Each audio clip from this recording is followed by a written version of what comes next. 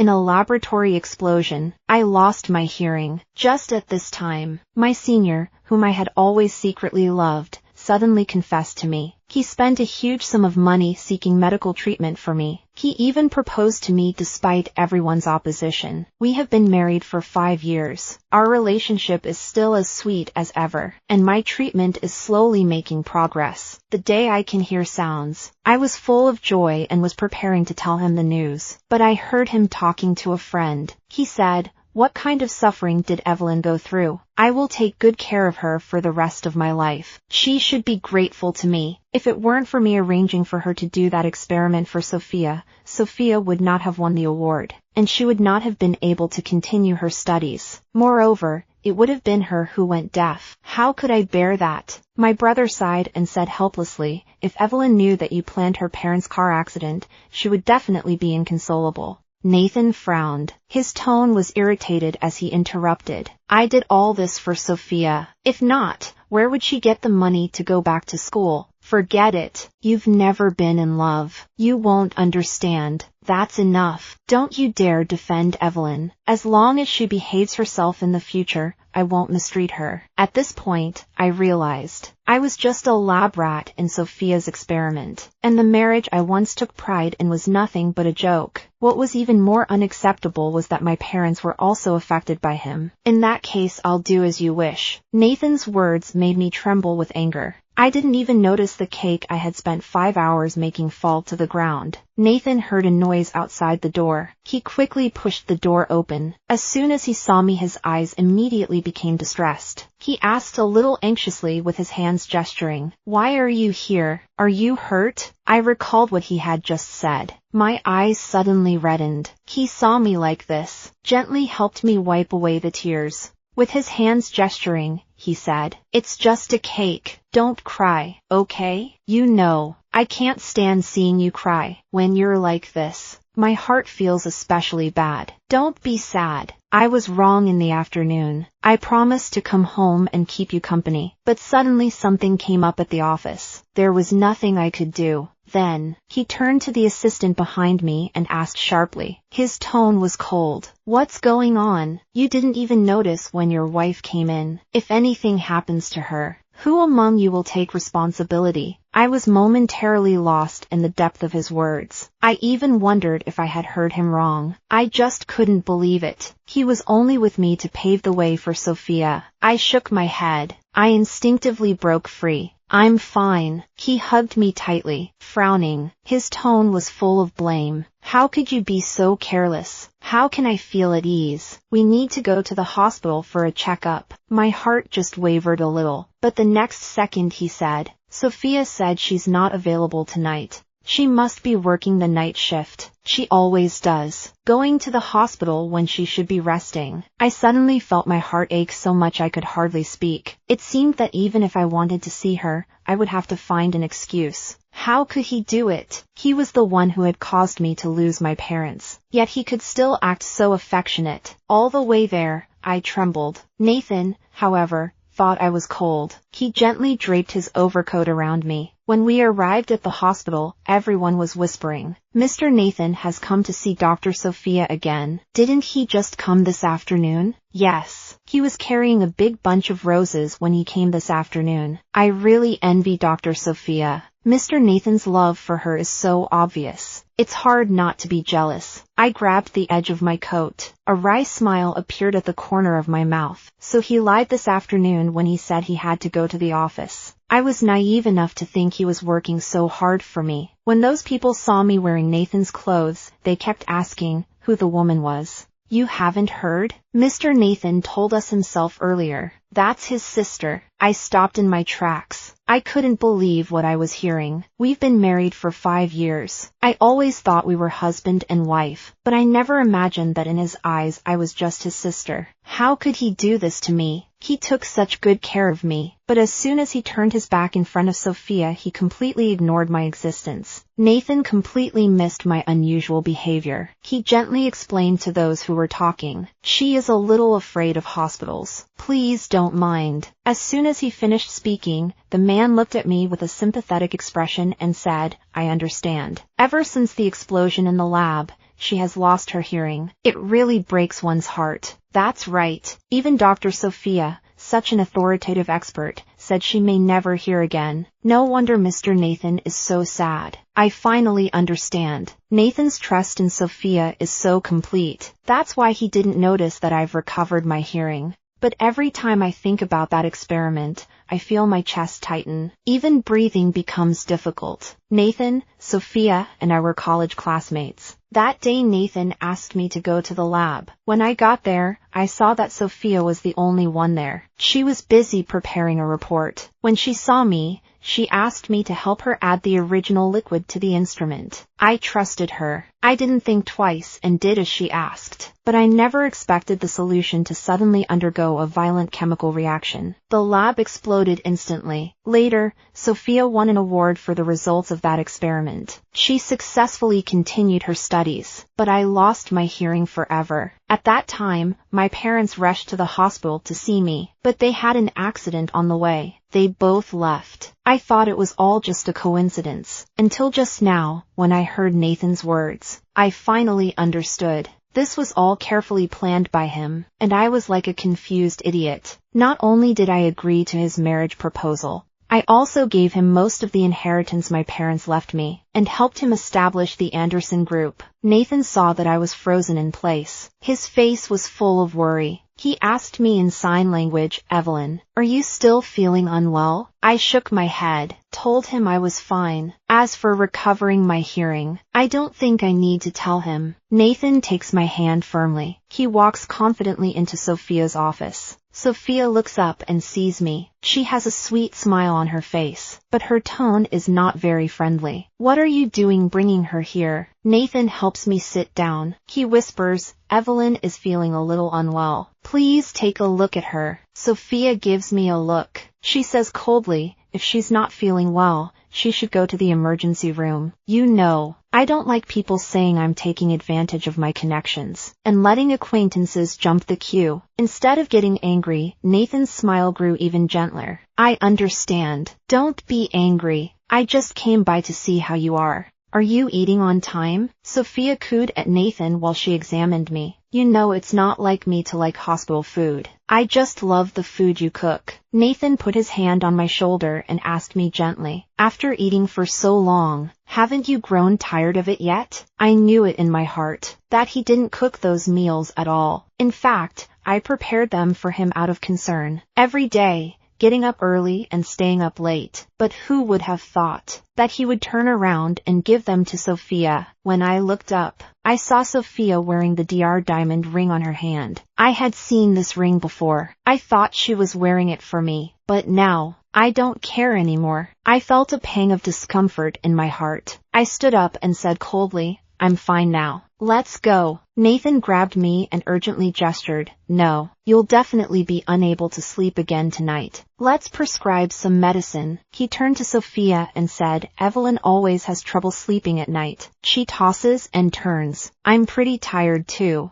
Sophia listened and a flash of jealousy crossed her face. Then she pretended to be concerned and gestured to me. "Evelyn, don't worry. I know your situation best. Leave it to me." I felt like laughing a little. Sophia had always been in charge of my condition. If I hadn't recovered my hearing, I might still think they were genuinely concerned about me. Suddenly, I felt an uncomfortable feeling in my stomach. Nathan saw it and gently patted my back. Sophia looked up at him and asked seriously, resting her chin in her hand, "You didn't know she was pregnant, did you?" My heart suddenly became tense, because before coming to the hospital, I had already decided not to keep the baby. Nathan looked at me in surprise, but then he hurriedly turned to Sophia, explaining, I had drunk too much that night. Sophia, however, responded with a cold smile, "I don't like arguing about this, as long as you have me in your heart." As soon as Nathan heard this, his eyes immediately became more apologetic.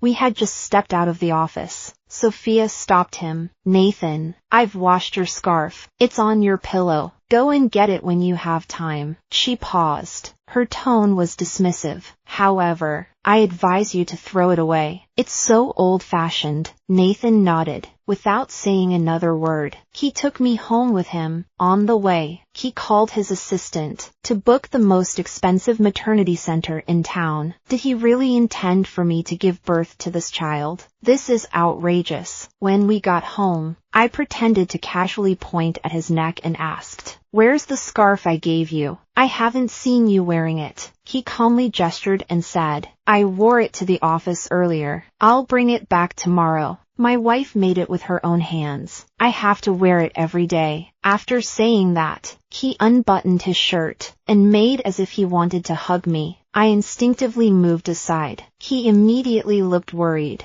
He gestured with his hands. "Did you not like going to the hospital today? It was my fault. I didn't consider your feelings. I was just so worried about you." He suddenly pulled me towards him, hugged me tightly, and said, "As long as I can give you a home and a child, I won't owe you anything." I clenched my fists. My fingernails dug into my palms, but the pain in my heart was much stronger. My eyes filled with anger, but he couldn't see it at all. "You owe me. You can't repay me in this life." It suddenly started raining in the middle of the night. Nathan's phone rang. I just noticed. The ringtone on his phone was a song sung by Sophia. It was a song she sang in a performance in college. He had been using it until now. It's a bit ironic. He hurriedly got dressed. In a hurry, he asked, "Sophia, what's wrong? What's going on?" Sophia said on the phone, "Nathan, there's thunder outside." Nathan immediately responded, "Don't be afraid. Thunder is no big deal. I'll come over right away to keep you company." I quickly got up. Pretending to be worried, I said, "The company must have something else for you. You should go. Don't be late." He paused for a moment. He looked at me with mixed feelings, with apologies and a little hesitation. He finally kissed my forehead. Then he hurriedly left. As soon as he left, I immediately began to pack my bags. For 5 years, I had been like a person kept in the dark, living in the false promise of his love. Now, it was time to end it all. I picked up the phone and called my brother who was far away abroad. "Brother, immediately stop investing. Anne, I decided to divorce Nathan." My brother didn't ask why. Instead, it was as if he had let go. He said, "Okay, I'll book your flight. I'll arrange for someone to pick you up first thing in the morning." I hesitated. I wanted to talk to my brother about my parents, but I didn't know how to bring it up. "Forget it. I'll wait until we meet." I had just finished packing when I received a transfer of 1 million yuan from Nathan, with a message attached. "You and the baby wait for me at home. I'll be back soon." It suddenly occurred to me. Every time he went out in the middle of the night, he would transfer money to me. Did he think that money could alleviate his guilt? Before I could think about it further, my stomach suddenly started to cramp. The pain got worse and worse. I could hardly stand up at the end. I stared at the screen of my phone, my eyes resting on Nathan's chat window. I habitually sent him a message. "Can you come back first?" As soon as I sent it, I immediately regretted it. I quickly clicked on withdraw. Unexpectedly, he had already seen it. He immediately replied, "Stop messing around. I'll be back after I finish dealing with the company." I didn't respond to him again. I didn't think it was necessary. I curled up on the floor. I couldn't move for a long time. Suddenly, I felt a wet and hot sensation between my legs. As a medical student, I knew exactly what it meant. My hands were shaking. I managed to dial my brother's number. Within 10 minutes, he had arranged for someone to take me to Seattle Hospital.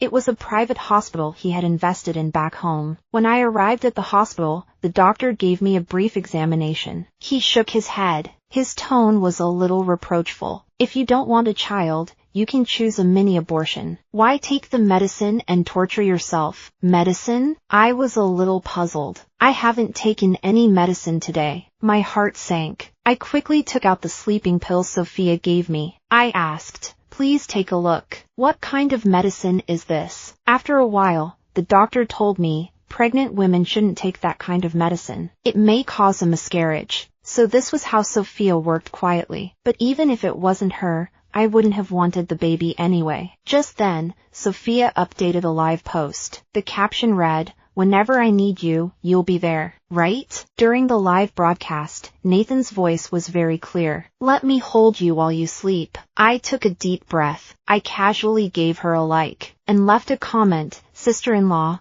then please take care of my brother. In less than 2 minutes, the post disappeared. Then, Nathan sent me several messages with some trepidation. You know, your words could cause someone a lot of trouble. I've finished with work. I'll come back right away. Don't worry. Take care of yourself and the kids. Rest assured and wait for me. The operation had just ended. I found that Nathan's missed calls were all on my phone. I felt at peace. I directly blocked and deleted all his contact information. After resting at the Seattle hospital for a few hours, I made up my mind. I boarded the flight to a foreign country. When the plane landed, it was already the next day. Before changing the SIM card, I decided to take one last look at the house where I had lived for 5 years. I turned on the home surveillance camera. I found the house in a mess. Nathan was standing in a pool of blood. He was holding the divorce papers I had left for him. He was frantically calling my phone. At that moment, the doctor in charge of my hearing test came to my house to see me.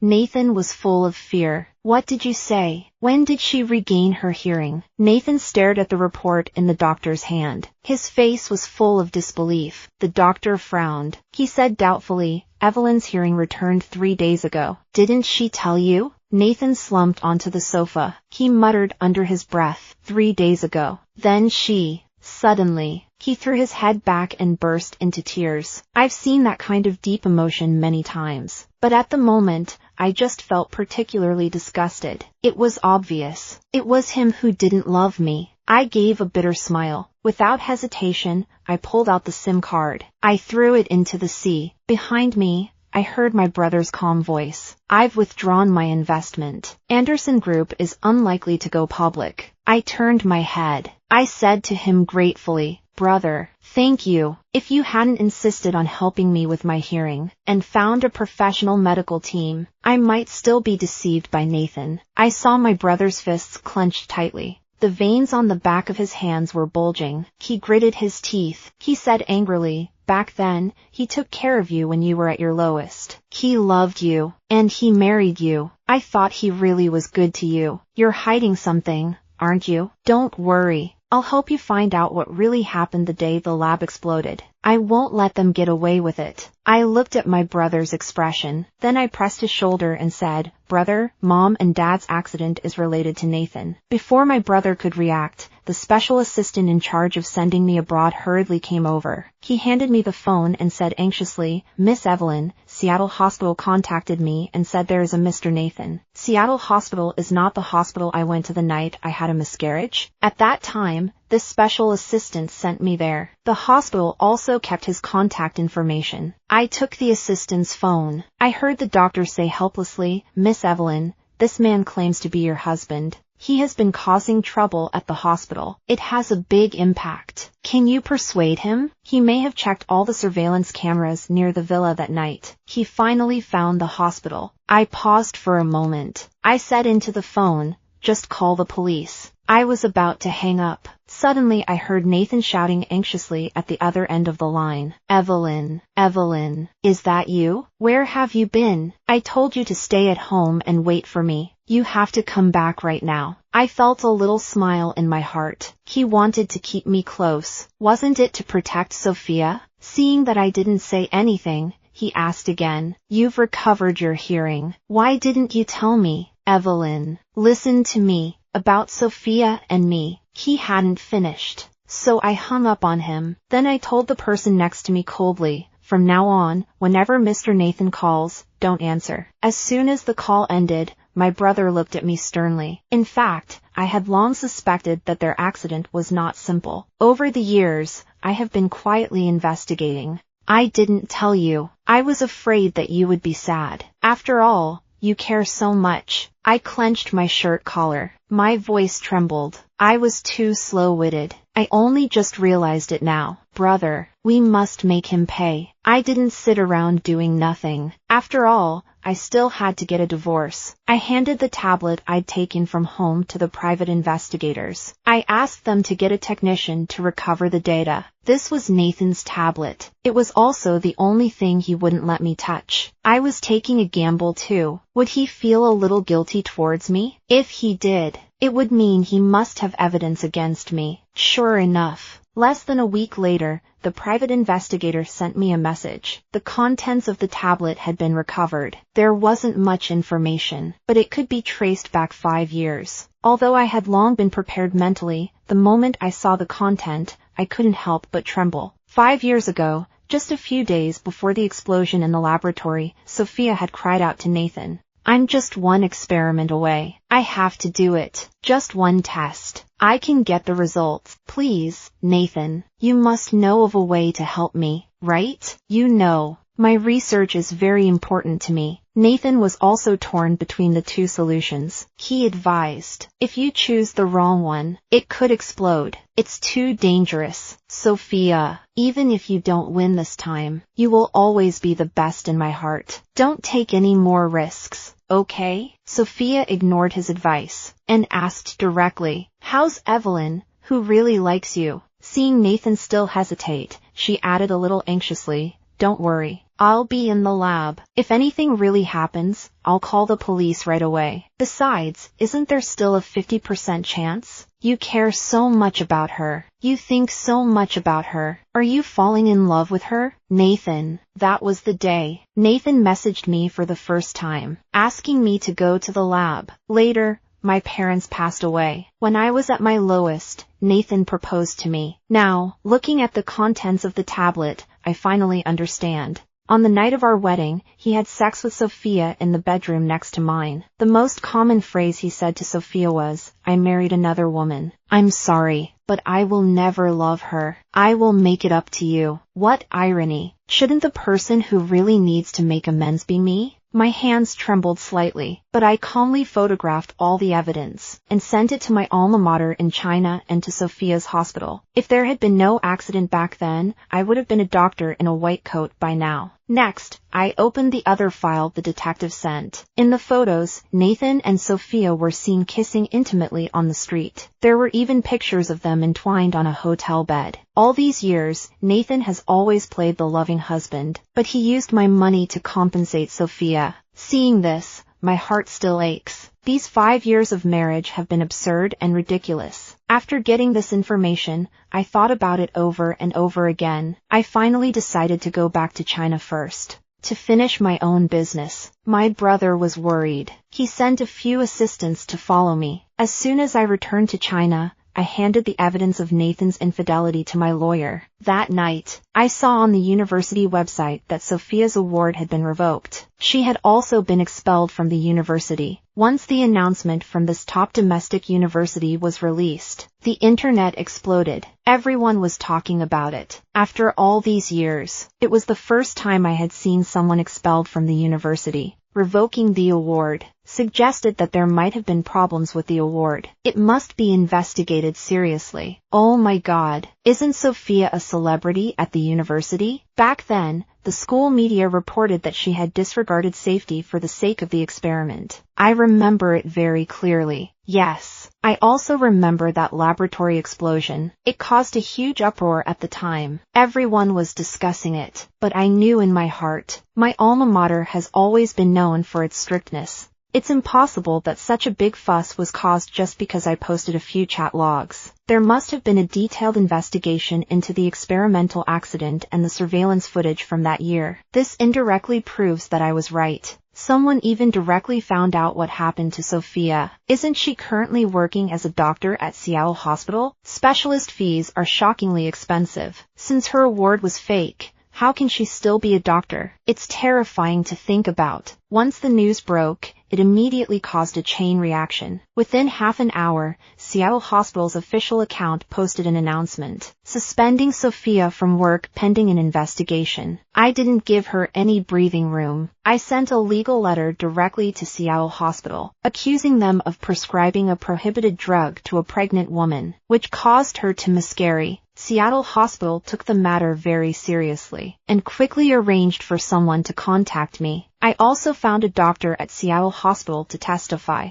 proving that the medicine Sophia prescribed to me that day was indeed problematic. Seattle Hospital's pharmacy searched for a long time. The medicine records showed that the medicine prescribed that day was a sleeping pill that could be used by pregnant women. So, where did the medicine in my hands where it really came from? Before I could figure it out, Seattle Hospital sent news again. They said they found out that Sophia had secretly changed the medical records that day. This scandal made Sophia the target of everyone's criticism. She was eventually fired from Seattle Hospital, and she was also sued by the hospital. But is this enough? For me, the suffering I have endured over the years, this punishment is far from enough. Because I was the victim in this incident, so I had to go to Seattle Hospital a lot. At this time, everyone realized I am not Nathan's sister at all, and the Dr. Sophia they have always respected. Sophia, who seems calm and indifferent, is actually the third party who destroyed my marriage. What's more,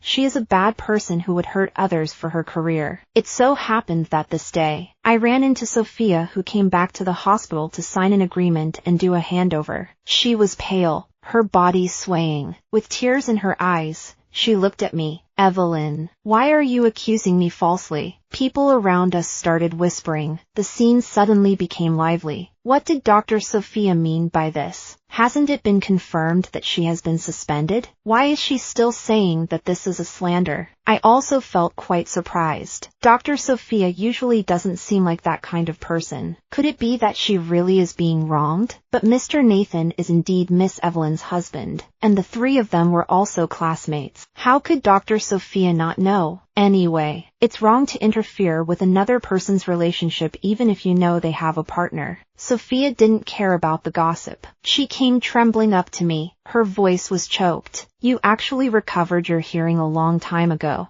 right? You kept pretending you didn't know, just to get back at me, right? She paused. Her emotions became agitated. You clearly misunderstood me about the lab, but you deliberately made it sound like I asked you to do that experiment. What were you thinking? I frowned. I thought my alma mater was still too tolerant. It didn't publish the results of the investigation. It seems that she didn't know about the tablet. I walked past her sideways. I had no intention of explaining, and I was even less willing to say anything more. Unexpectedly, as soon as I lifted my foot, she suddenly fell to the ground. Her eyes were full of fear and innocence. It seemed like she was the one who had suffered. She looked up at me. If you really love Nathan that much, when you heard our conversation that day, you should have taken action. You don't actually love him, do you? I was about to speak when Nathan rushed up behind me. When he saw me, his eyes were red. He was still wearing the scarf I gave him around his neck. His voice was a little hoarse. It trembled.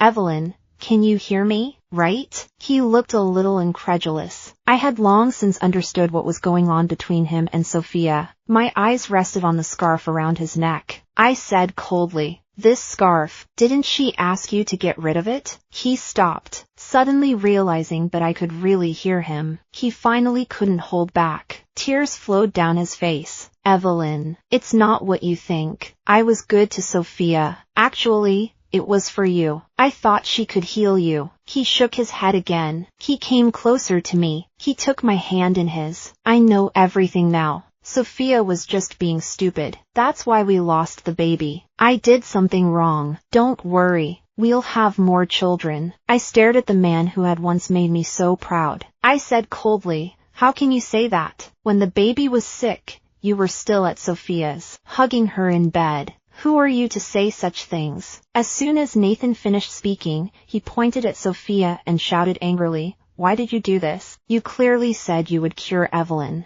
This is what you owe her. But why did you even take her child?" As soon as these words came out, the noise around me increased. But I feel that he is being hypocritical. Even if Sophia is at fault, how can he be any better? Isn't he doing all this because he's afraid that if I divorce him he'll lose everything? I shook his hand off and said angrily, "You knew that the lab was going to explode, didn't you? Stop talking about it. It makes me feel sick." He looked at me blankly. It seemed as if he wanted to say something, but couldn't. I can't really blame him. It's been 8 years since I fell in love with him. How could he possibly believe that who once loved him so much and relied on me How could he believe that I would become so decisive now? After a while, he picked up the wedding ring I had placed on the table, and tried to put it on my finger, with a terror in his voice. Don't go, okay? He looked at me standing still, thinking I had wavered. My eyes were red, and my voice trembled. In 2 weeks, the Anderson Group will go public. That's your birthday, and also the 6th anniversary of our marriage.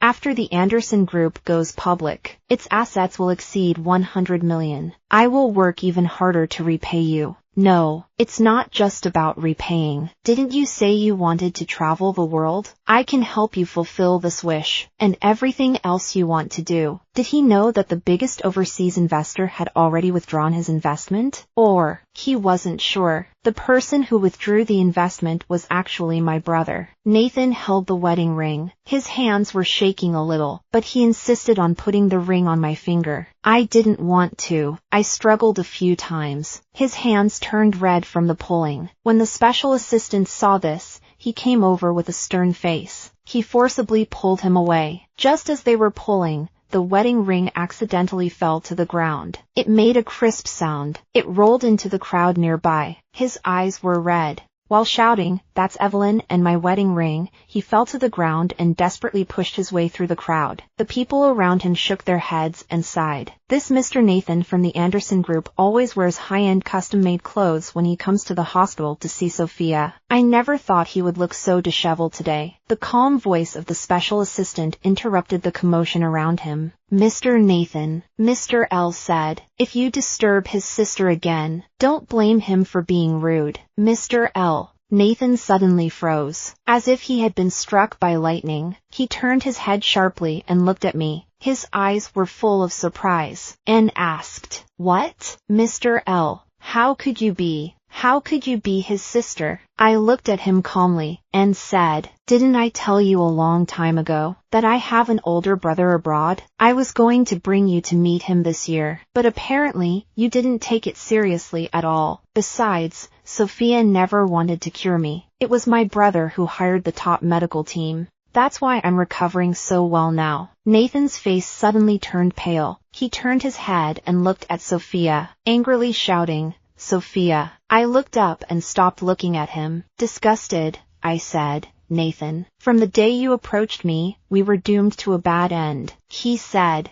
I threw a few printed photos on the floor. "We ended long ago." The photos showed him and Sophia in intimate scenes. This was the evidence of his infidelity. After seeing the photos, everyone looked at Sophia with contempt. Someone whispered, "So she really is the third party." Another person continued, "Isn't this Miss Evelyn one of her patients? How can she have a relationship with a patient's family? This is a complete violation of a doctor's professional ethics." It's so infuriating. If Miss Evelyn's hearing never recovers, then won't they be able to keep deceiving her? She actually has the nerve to say that other people are wronging her. Sophia's expression of being aggrieved and innocent instantly disappeared. Her face turned pale. She lunged at the photo on the ground. She shouted in a shrill voice, "This photo could be fake. You have no other evidence. I can call the police on you." I slowly crouched down. I looked at her, with a cold smile in my eyes. I asked her word by word, "I just took out a few photos, and you were scared like this. I haven't secretly changed the records of the medicine cabinet, prescribing me medicine that pregnant women can't use. What if I tell people about the abortion?" Sophia's pupils suddenly contracted. After a while, she screamed as if she understood.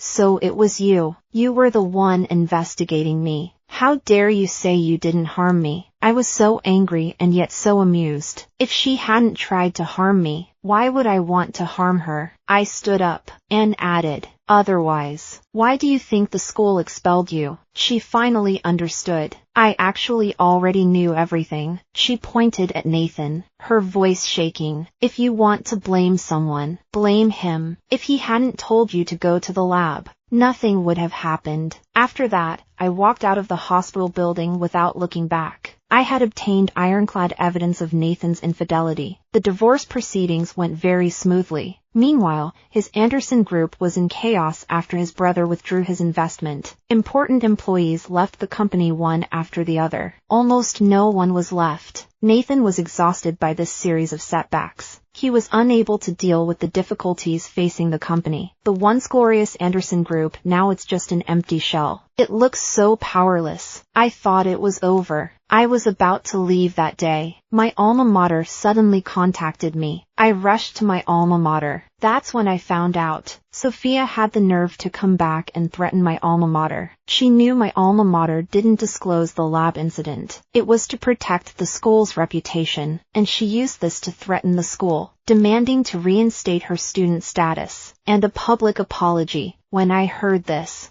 an inexplicable surge of anger welled up in my heart, and this time, my alma mater asked me to come back. It was preparing to make the truth public. The principal looked at me and said, after the explosion in the lab, the school has always attached great importance to it. We have kept the surveillance and accident reports. At first, we really thought it was just an accident. But after reading the chat logs you sent, we finally understood the truth. He paused for a moment. His tone became even more serious. I asked you to come back today is to hear your opinion. After all, you were involved. And a victim. I nodded immediately. My tone was resolute. Go ahead and make it public. It's a shame for our alma mater to have an alumna like you. Suddenly, an angry shout came from outside the door. Sophia stumbled in, shouting excitedly, "What's there to go public about? Do you have any evidence?" She raised her voice, as if she were bracing herself with her last ounce of sanity. "If it goes public, what would become of the school's century-old reputation?" The headmaster's face suddenly turned very ugly. His eyes were full of disappointment and anger. "The biggest mistake our school has ever made was to admit a student like you in the first place. For so many years, so many younger students have looked up to you as a role model, but you have completely let them down. The hospital has made a unanimous decision. We insist on respecting the truth and respecting others. Even if it might affect our reputation, we will never tolerate your behavior again. Letting you go has not only brought shame to the school, and you have let down Evelyn."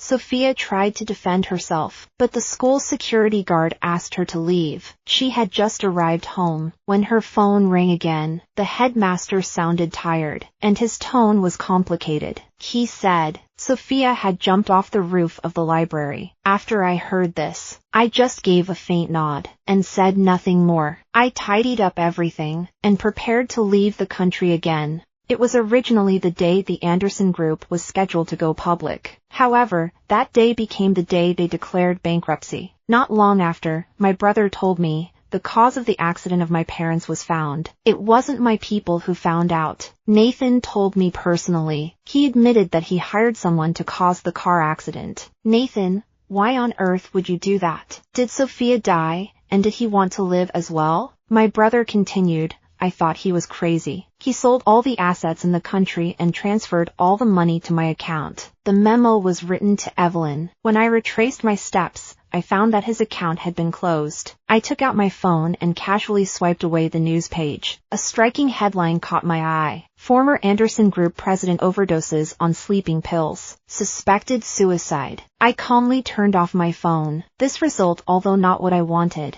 but they caused it step by step. This moment, a complete break with the past. Everything is no longer my business.